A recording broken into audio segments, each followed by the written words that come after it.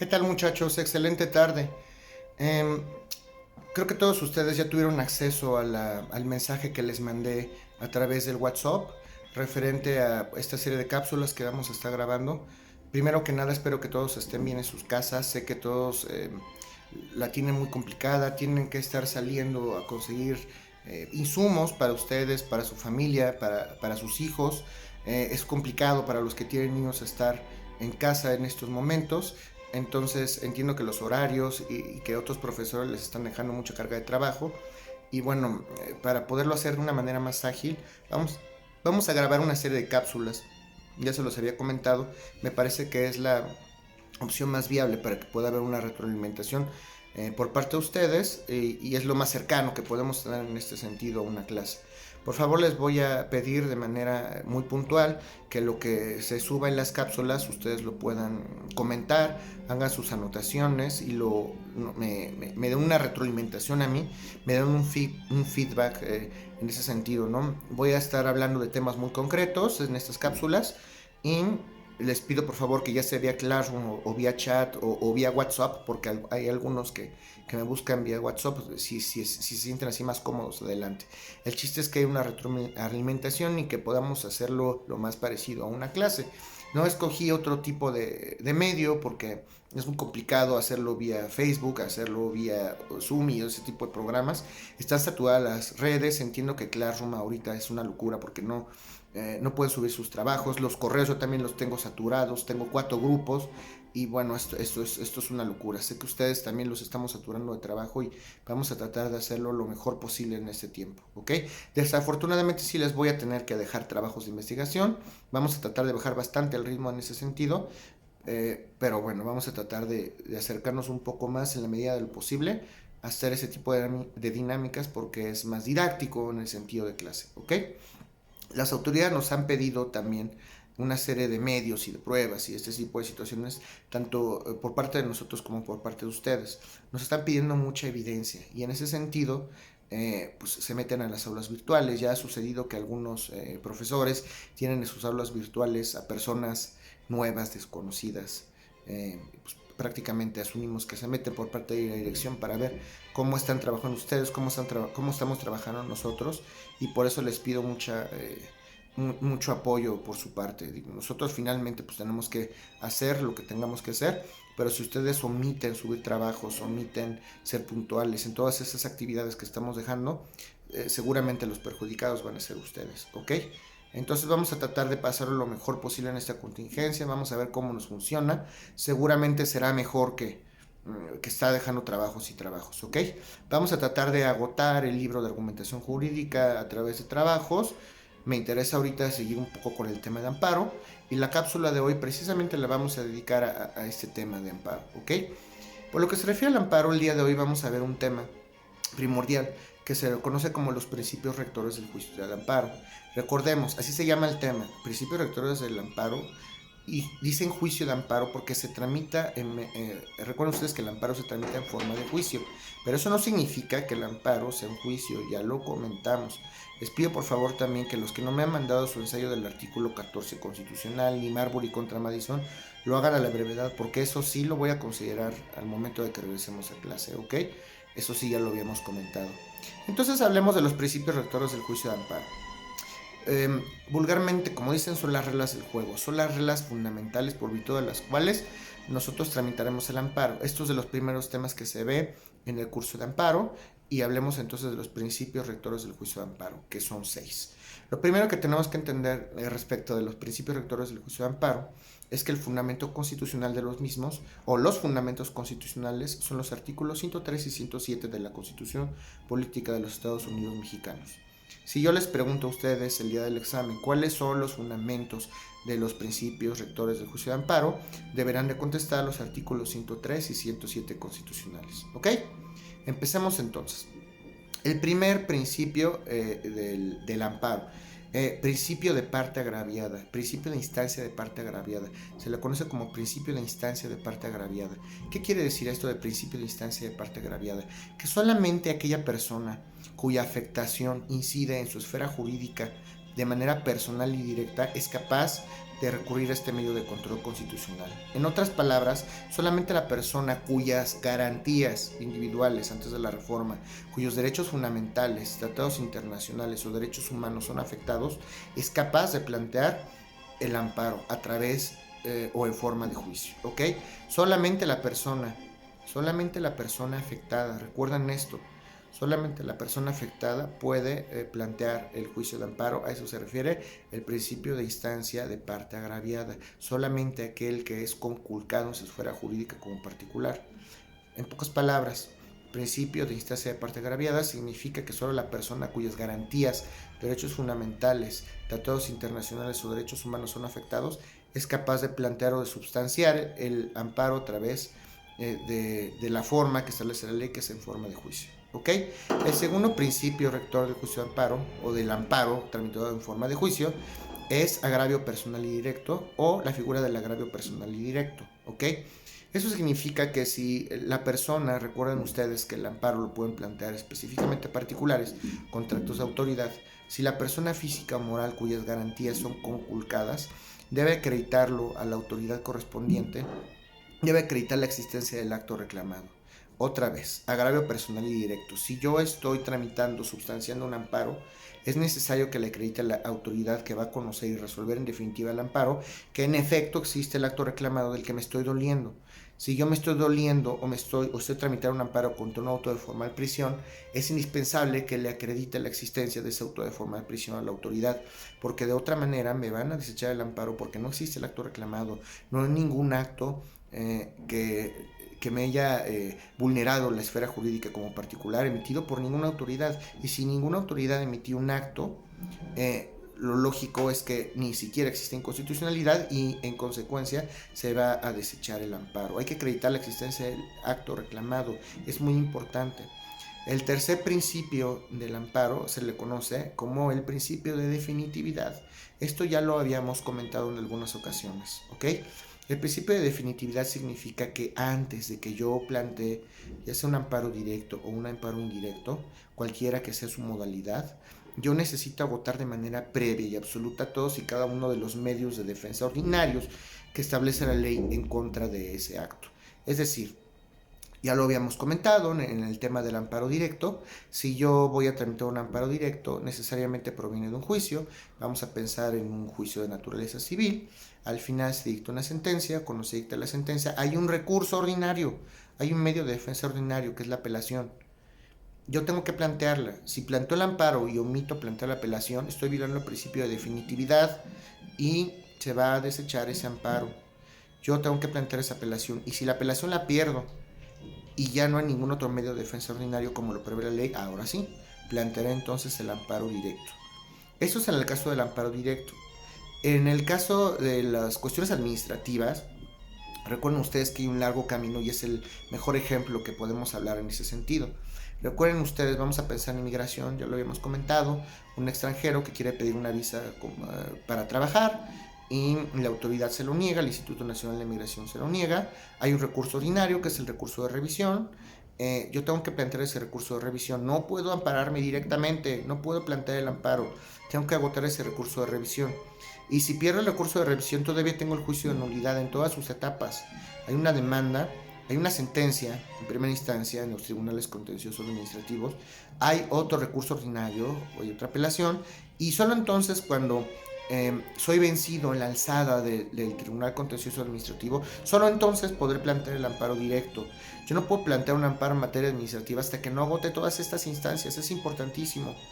Este es el principio de definitividad, necesito agotar previamente todas las instancias. Solamente hay algunas excepciones que establece la ley, eso es muy importante. Excepciones al principio de definitividad son pregunta de examen. La primera excepción es la deportación. Si yo no he agotado todos los recursos previos en ese sentido y están a punto de deportar a una persona, como es un acto urgente, es un acto que puede incidir al traslado de otro país y que se conculque sus derechos fundamentales, la persona está en peligro y por el simple hecho de estar en territorio nacional se pueden velar y proteger esos derechos. Entonces, no agoto el principio de definitividad, primer supuesto, en el destierro. En el segundo supuesto, el auto de formal prisión. Cuando me dictan auto de formal prisión, no es necesario tampoco agotar el principio de definitividad. Tercera excepción, cuando hay un acto violatorio de los artículos 16, 19 y 20 constitucionales, que son garantías rectoras del proceso penal. En ese sentido, si hay alguna violación referente a esos artículos, vamos a plantear esto vía amparo indirecto, vía amparo indirecto, sobre todo vía amparo indirecto, hay una salvaguarda ahí en ese sentido, ¿no? Cuando en algunas situaciones, hablando de amparo indirecto, tratándose de juicios civiles y laborales, las personas demandadas no hayan sido emplazadas correctamente, si la Junta de Conciliación y Arbitraje, que todavía es Junta, o las autoridades jurisdiccionales no emplazan, es decir, no notifican a juicio conforme a las formalidades esenciales del procedimiento de una persona, yo puedo plantear un amparo indirecto, que son actos fuera de juicio. Eso es muy importante. Excepciones al principio de definitividad. 1. Destierro. 2. Auto de forma de prisión. 3. Actos violatorios de los artículos 16, 19 y 20 constitucionales. Espero que esté claro. Cuando algún acto, otro supuesto, otra excepción al principio de definitividad, es cuando los actos de la autoridad no se encuentran debidamente fundados y motivados. Dice también la doctrina que en realidad esos artículos 14, 16 constitucionales siempre se van a fundamentar de origen, pero así lo establece también la excepción de la regla, ¿ok? Y hay algunos supuestos en el que otras leyes diferentes a la ley de amparo requieren diversas formalidades para su trámite en forma de juicio. Vamos a pensar en el caso de la Ley General de Salud, son cuestiones de orden público, de interés social, y a lo mejor se requieren cuestiones específicas para su tramitación porque nos importa a todos en ese sentido. Esa es la otra excepción al principio de definitividad. Entonces las enuncio: excepciones al principio de definitividad contra destierros, contra auto de formal prisión, ¿ok? Contra actos violatorios de los artículos 16, 19 y 20 constitucionales, contra actos de autoridad que no estén debidamente fundados y motivados, y finalmente, en el caso de que otras leyes distintas a la ley de amparo prevea otro tipo de excepciones al principio de definitividad, ¿ok? Esto es entonces el tercer principio. Vamos al cuarto, que es el principio de prosecución judicial. El principio de prosecución judicial se refiere a que, si bien recordemos nosotros que el amparo es un medio de control constitucional, se tramita en forma de juicio. Recuerden ustedes que el amparo es conocido en México por autoridades del Poder Judicial Federal. En el caso del amparo directo hablamos de un tribunal colegiado de circuito. En el caso de un amparo indirecto estamos hablando del amparo indirecto, estamos hablando de un juzgado de distrito, ¿ok? Entonces se tramita en forma de juicio, lo conoce un juzgador. Recuerden, amparo indirecto, juzgado de distrito; amparo directo, tribunal colegiado de circuito. Siempre se tramita en forma de juicio. Hay una parte procedimental muy importante. Recuerden ustedes que la ley de amparo o el amparo es la parte adjetiva del derecho constitucional, y la Constitución en sí misma, los tratados internacionales, es la parte sustantiva del derecho constitucional. Entonces, en esto consiste el principio de prosecución judicial, que si bien el amparo es un medio de control constitucional, se tiene que tramitar en forma de juicio necesariamente. ¿Ok? El juez no puede plantear, ni puede resolver, ni entender el amparo como él quiera entenderlo. Tiene que sujetarse a normas previamente establecidas de carácter procedimental. En ese consiste el principio de prosecución judicial. Vamos con el siguiente principio, que es el principio de relatividad. El principio de relatividad, quinto principio rector del amparo, significa que en caso de que se me conceda la protección constitucional, o en caso de que la protección constitucional se le conceda a una persona que pidió la protección de la justicia de la Unión, en ese sentido solamente podrá beneficiar a esta persona, ¿ok?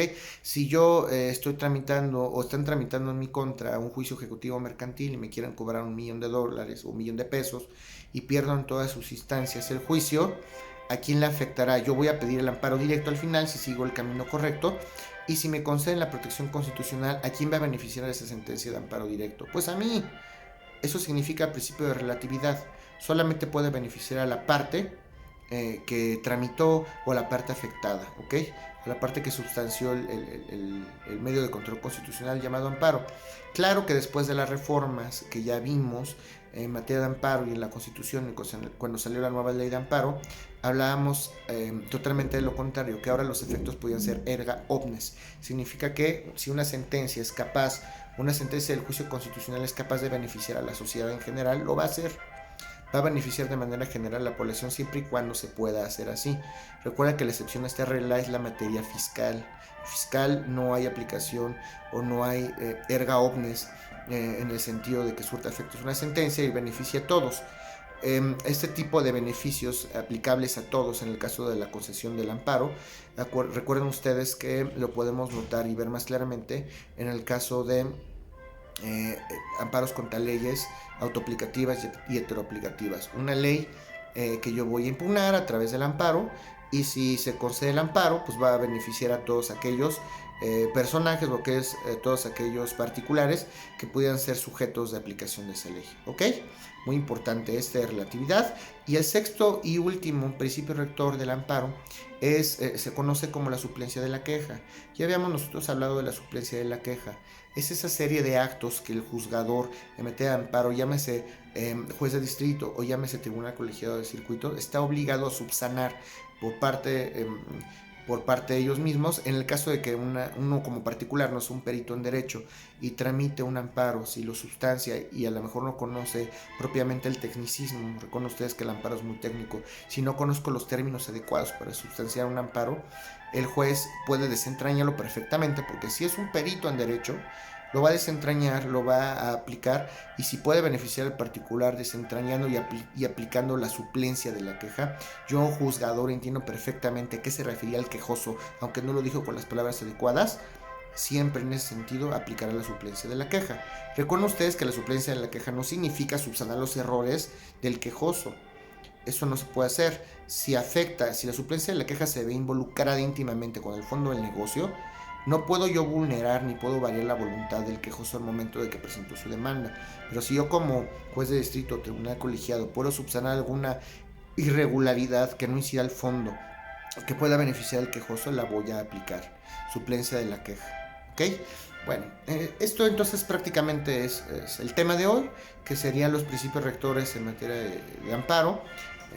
Vamos a hacerlo así, de esta manera. No quiero saturarlos mucho, no quiero incidir en tanto tiempo. Tampoco tienen actividades, tienen otras materias, pero me parece que el ejercicio es sano.